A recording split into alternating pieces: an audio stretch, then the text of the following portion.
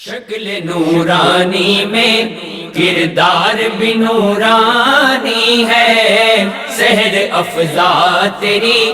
گفتار بھی نورانی۔ ڈاکٹر صاحب، گفتگو کا آغاز جو ہے ہم آپ سے کرتے ہیں، جیسے کہ میں نے عرض کیا کہ علامہ شاہ احمد نورانی رحمۃ اللہ علیہ کا بیرونی ممالک تبلیغ دین کے حوالے سے بہت بڑا کنٹریبیوشن ہے۔ ویسے بھی اگر دیکھا جائے تو ایک مسلمان کو کلمہ پڑھانا تو بہت آسان کام ہے، لیکن بیرونی ممالک میں تشریف لے جانا، وہاں لیکچر دینا اسلامکس، اس کے بعد دائرہ اسلام میں داخل کرنا، کلمہ پڑھانا، ایک تو بہت بڑا ڈیفیکلٹ جاب ہے جو علامہ صدیقی رحمۃ اللہ علیہ انجام دے رہے ہیں۔ آپ اس سلسلے میں کیا ارشاد فرمائیں گے؟ بسم اللہ الرحمن الرحیم۔ قائد ملت اسلامیہ حضرت علامہ شاہ احمد نورانی صدیقی رحمۃ اللہ تعالی علیہ ایک مبلغ تھے، ایک داعی تھے، اور آپ کے اندر ایک مبلغ اور ایک داعی کی تمام وہ خوبیاں، وہ اوصاف، وہ کمالات جمع تھے جو ہونے چاہیے۔ اسی لیے ہم دیکھتے ہیں کہ حضرت علامہ شاہ احمد نورانی صدیقی رحمۃ اللہ تعالی علیہ نے جہاں ہند و پاک میں علم کی تحریک برپا کی اور تبلیغ دین کی اور اشاعت دین کی تحریک آپ نے برپا کی، وہیں آپ نے غیر ملکی اسفار میں دنیا بھر کے بہت سے ممالک میں آپ نے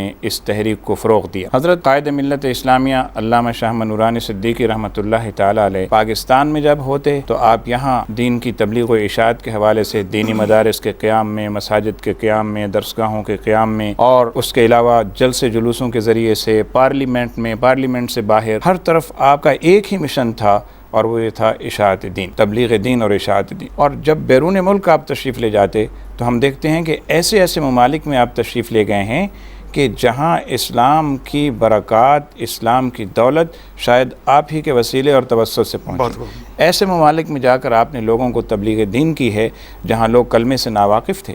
آپ نے بجا فرمایا کہ کسی مسلمان کو کلمہ سکھا دینا، پڑھا دینا تو آسان بات ہے، کسی ایسے شخص کو جو کلمے سے ناواقف ہے، جو دین سے ناواقف ہے، اور اس کی زبان بھی الگ ہے، ہماری زبان بھی الگ ہے، اس کے ساتھ جا کر ڈائلاگ کرنا، گفتگو کرنا، اور اس کو اپنے اخلاق کریمانہ سے گھائل کرنا اور مائل کرنا اور دین کی طرف لے کے آنا، یہ بڑی جد و جہد، اور ہزاروں غیر مسلموں کو آپ نے دائرہ اسلام میں داخل کیا، اور آپ جہاں بھی گئے ہیں افریقی ممالک میں بطور خاص ہزاروں لوگوں کو آپ نے کلمہ پڑھایا ہے، اور بہت سے لوگوں تک آپ نے تبلیغ کے ذریعے سے دین کا میسیج اور پیغام پہنچایا، نہ صرف اپنی تقاریر کے ذریعے سے بلکہ پیادہ پا آپ نے دور دراز علاقوں میں، اور کہاں افریقی جنگلات میں جا کر، ایسے علاقوں میں جا کر جہاں آبادیاں نہیں ہیں، چھوٹی چھوٹی آبادیاں ہیں، وہاں جا کر ایسے شہروں میں جو معروف شہر نہیں ہیں، غیر معروف شہر ہیں، وہاں جا کر بھی آپ نے لوگوں کو دین کے بارے میں معلومات فراہم کی ہیں، اور اپنے اخلاق کریمانہ سے اپنے قریب کیا ہے،